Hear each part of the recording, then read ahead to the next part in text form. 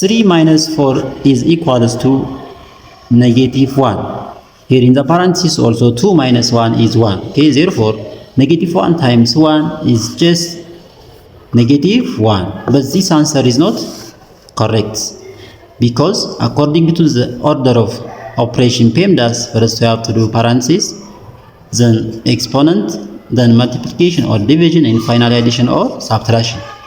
Remember that multiplication and division has equal priority work from left to right.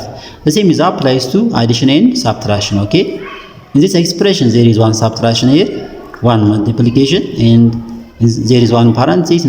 Inside the parenthesis there is one subtraction. Therefore first we have to do this parenthesis, next this multiplication, and finally subtraction. Okay, if we do this subtraction before this parenthesis or this multiplication, it is wrong. Therefore, according to PEMDAS, first this parenthesis 2 minus 1 is 1, then 3 minus 4 times 1. Here subtraction and multiplication.